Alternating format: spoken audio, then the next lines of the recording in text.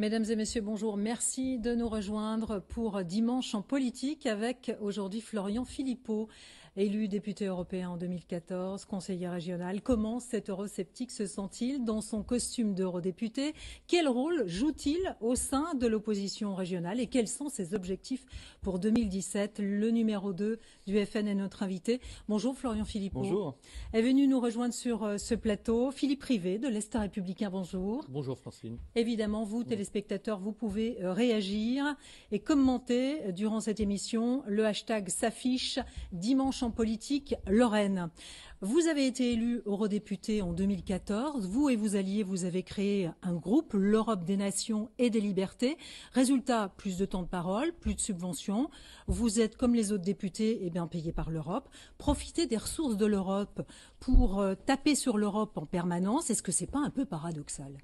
Non, c'est respecter le mandat qu'on a reçu des électeurs. Moi, j'ai fait une campagne extrêmement claire en 2014 en disant je vais là-bas, je souhaiterais que ça n'existe pas. Moi, je souhaiterais que l'Union européenne n'existe plus, en tout cas telle qu'elle est.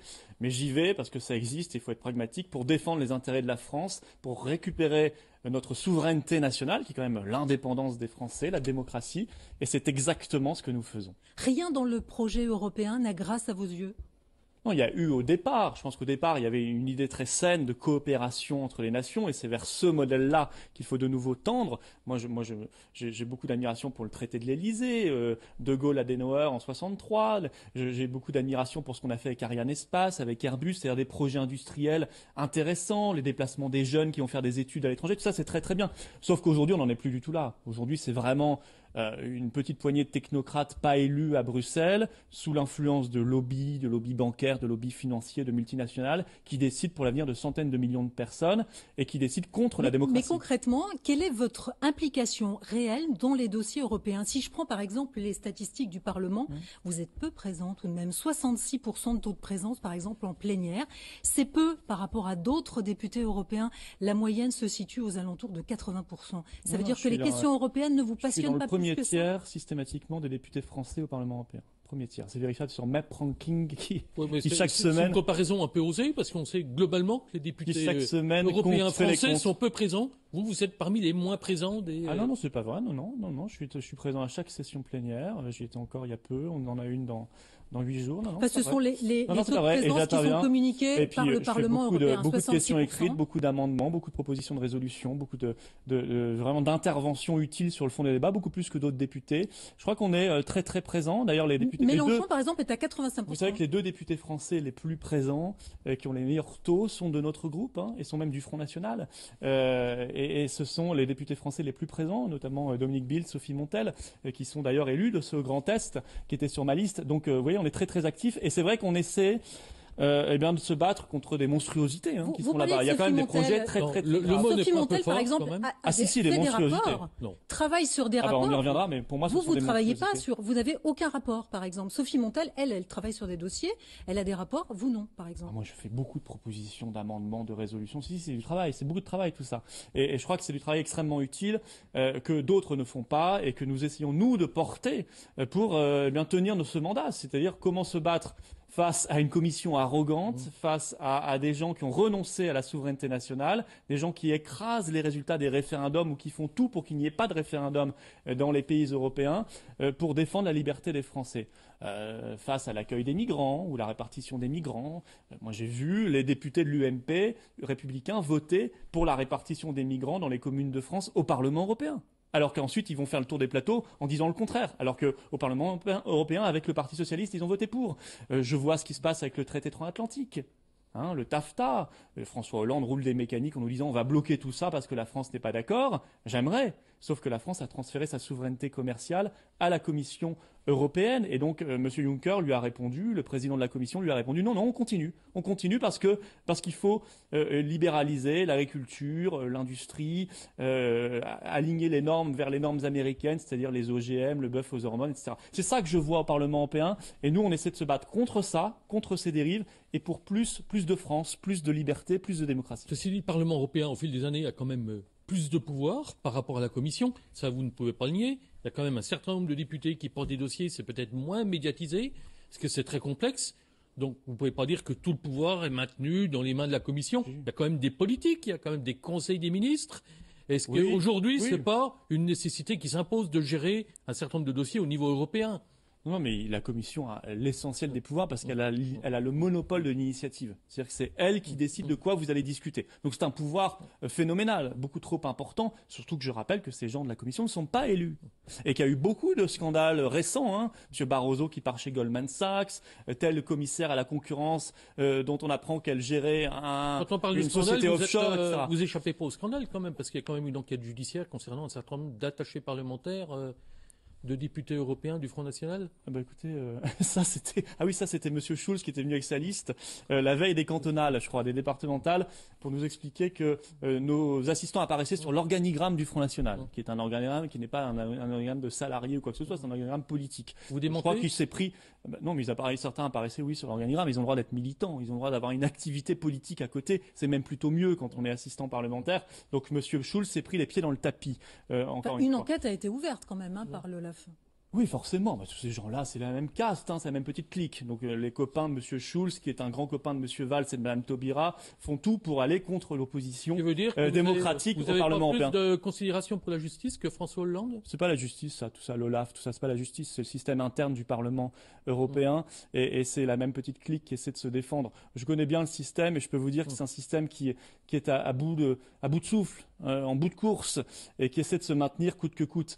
Mais c'est vrai que aujourd'hui, il y a un énorme problème avec cette Union européenne dont on voit bien que lorsqu'il y a eu le vote sur le Brexit, on a vu au Parlement européen des européistes, des eurofanatiques insulter les Britanniques, leur promettre des années de souffrance, de douleur, souhaiter cette souffrance. Or, ça se passe bien.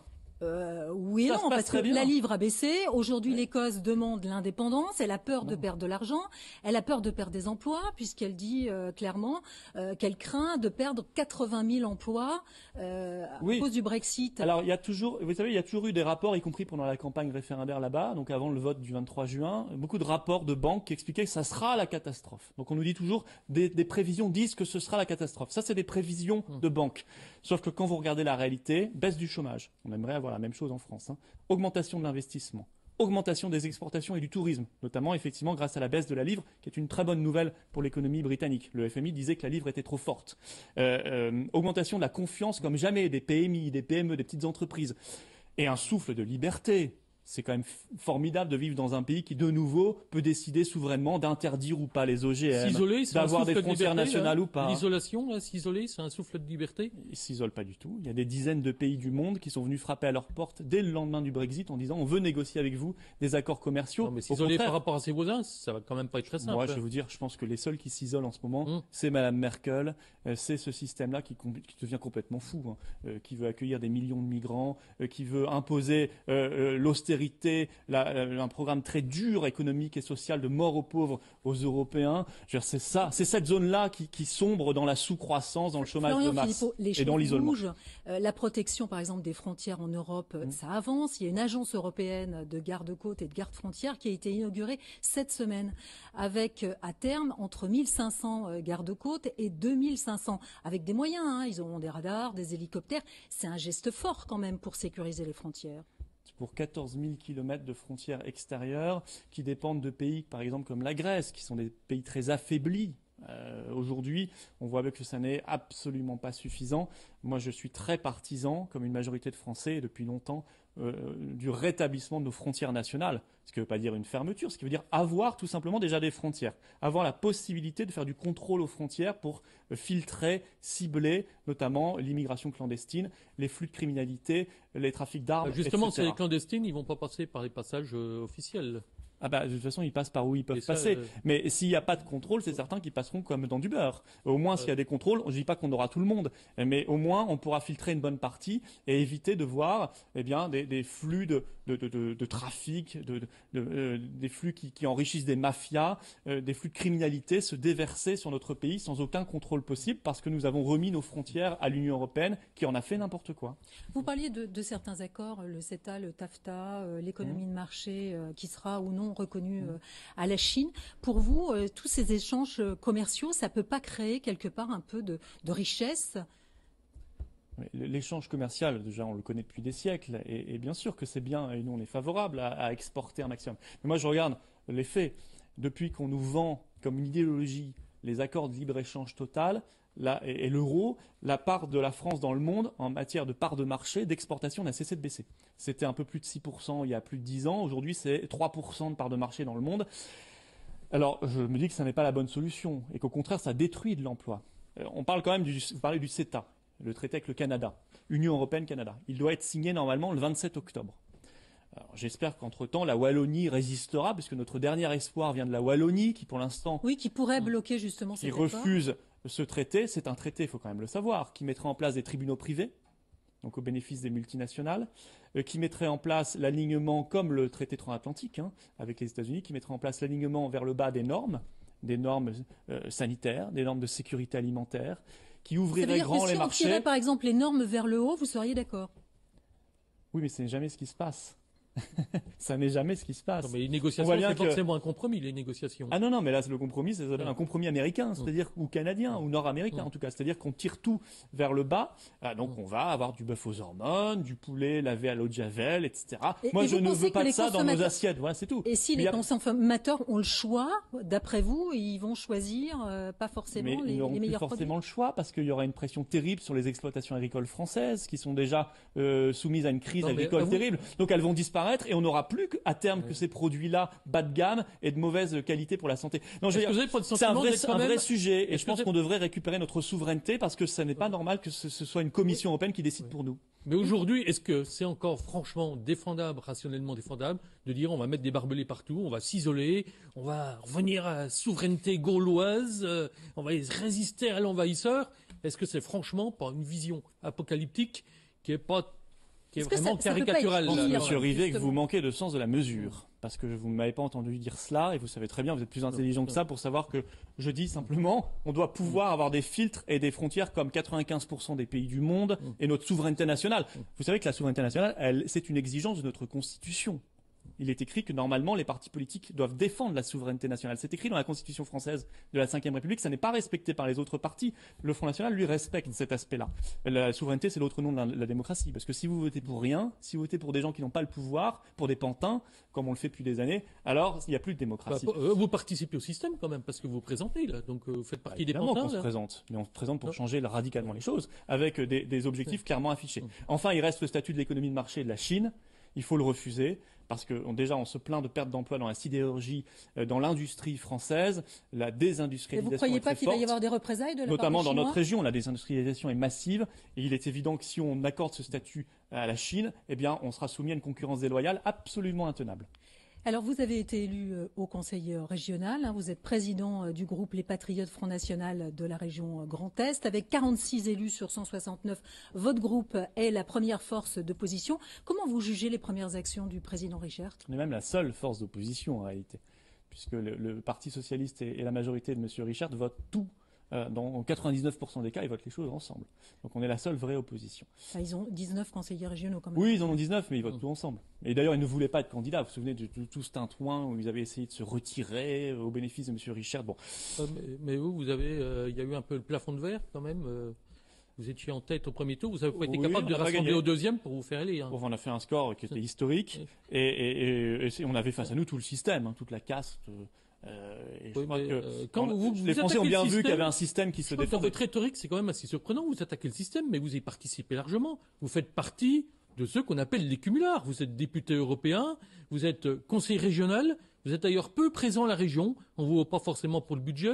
Vous faites pas partie, vous êtes président du groupe, vous faites pas partie de la commission permanente. C'est quand même le cœur du réacteur. C'est quand même un peu étonnant. Il ne faut pas me reprocher dans la même phrase d'être cumulard et de pas vouloir être dans la commission permanente justement pour pas l'être. Engagement jusqu'au bout. Là. Vous pouvez pas tout mélanger.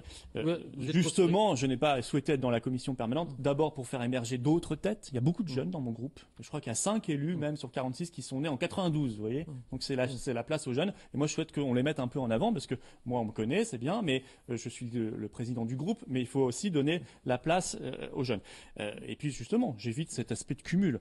Conseiller régional et député européen, il y a pire comme cumul, je vous le dis tout de suite, il n'y a pas là-dedans d'exécutif. Non, mais vous êtes quand même globalement peu présent.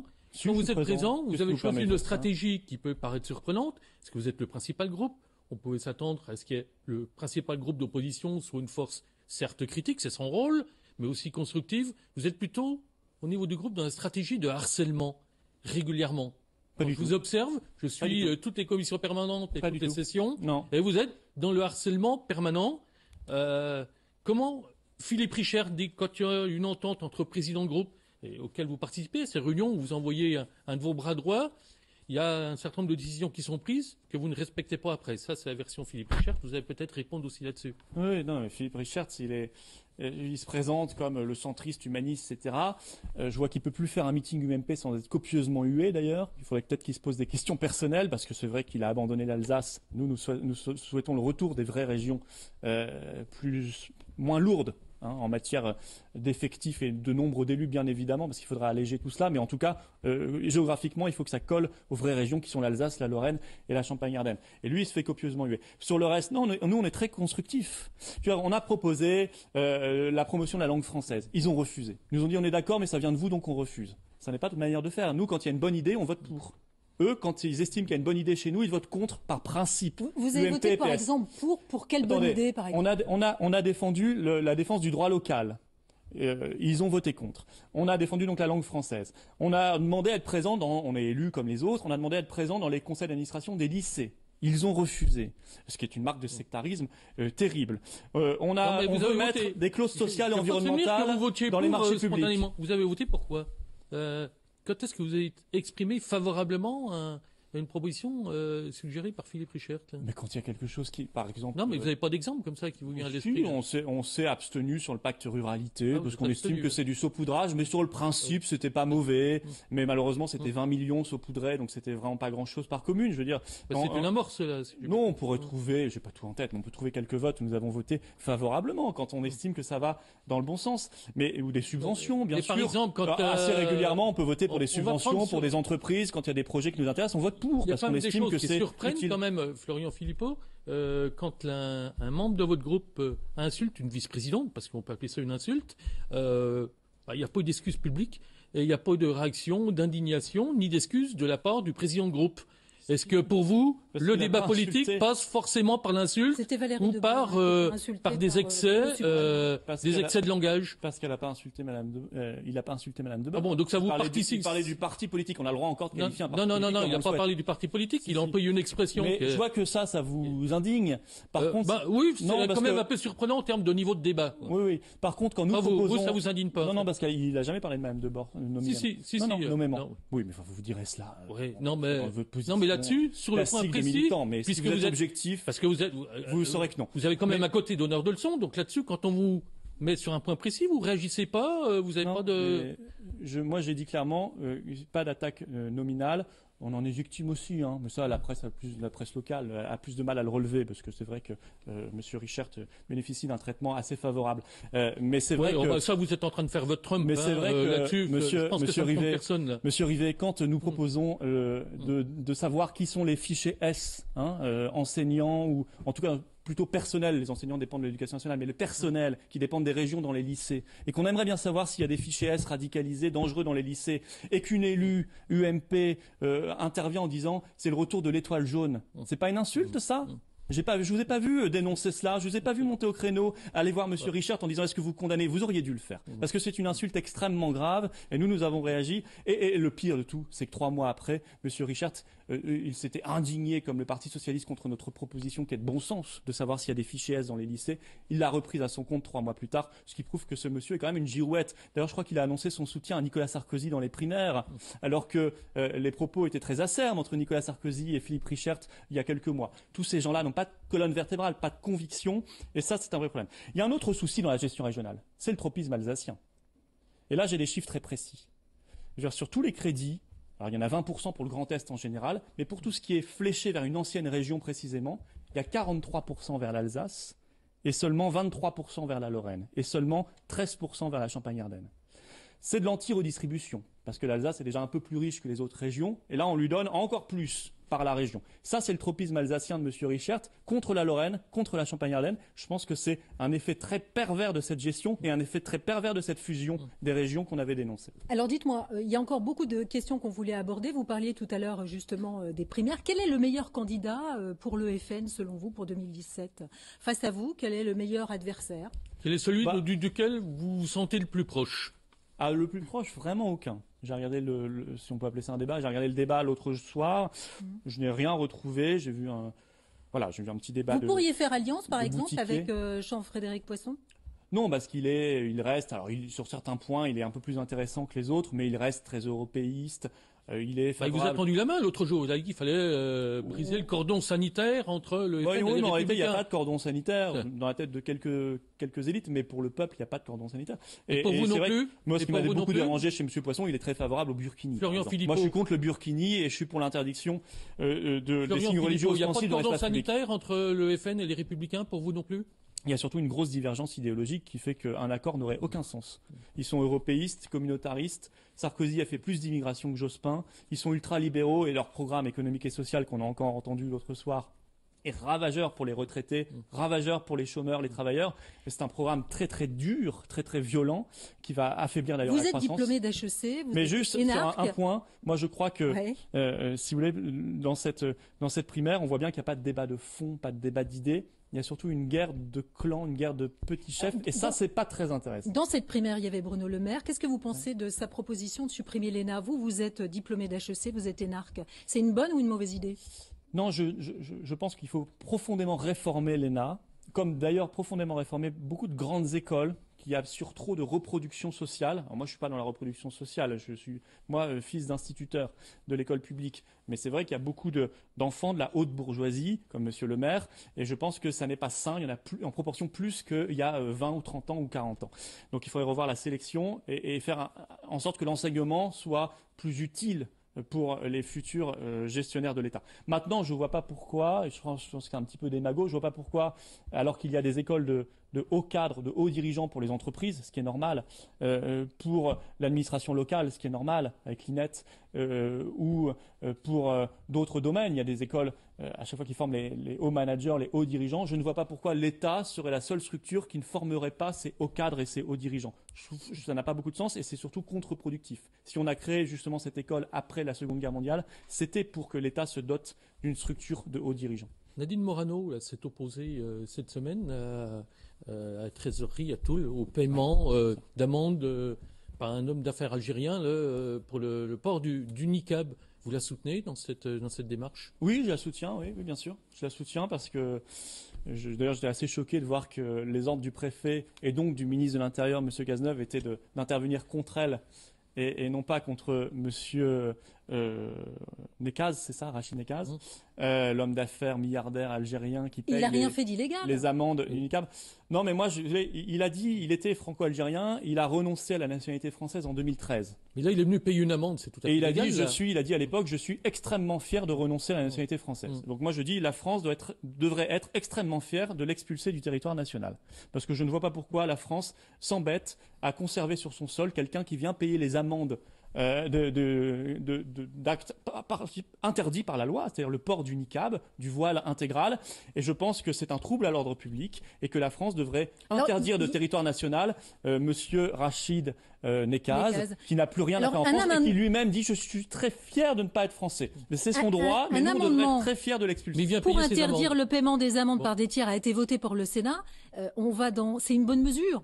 Mais il faut faire en sorte que ce paiement d'amende soit le plus compliqué possible. Après, il y aura toujours des astuces. Il pourra toujours aller voir les femmes directement, payer pour... Bon. Mais c'est vrai qu'il faut rendre le chemin le plus compliqué possible. Donc tant mieux. Maintenant, je pense que la vraie solution, c'est quand même de l'expulser du territoire national. Et il n'est plus français, il en est content. Très bien, nous, on sera content de l'expulser. Je rappelle quand même que le voile intégral est une soumission, un asservissement terrible pour les femmes. Et qu'on ne doit pas se réjouir de voir se développer le voile intégral, le burkini, tous ces habits moyenâgeux, ces uniformes islamistes qui sont des asservissements pour la femme, alors que nous avions quand même une conception de la femme qui était l'égale de l'homme. Et ça doit rester la règle. Un mot sur 2017. Vous serez candidat aux législatives en Moselle ? Oui, je serai candidat dans la 6e circonscription de Moselle, qui est la mienne, à Forbach, et dans la circonscription. Quel est l'objectif pour le FN en 2017? Combien d'avoir de députés, par exemple? Quel est l'objectif que vous vous êtes fixé? Vous savez que les législatives viennent après la présidentielle. Notre objectif est de gagner la présidentielle. C'est parfaitement possible. Marine Le Pen, présidente de la République. Et donc l'objectif est ensuite d'avoir une majorité législative. C'est dans un effet évidemment très positif d'entraînement.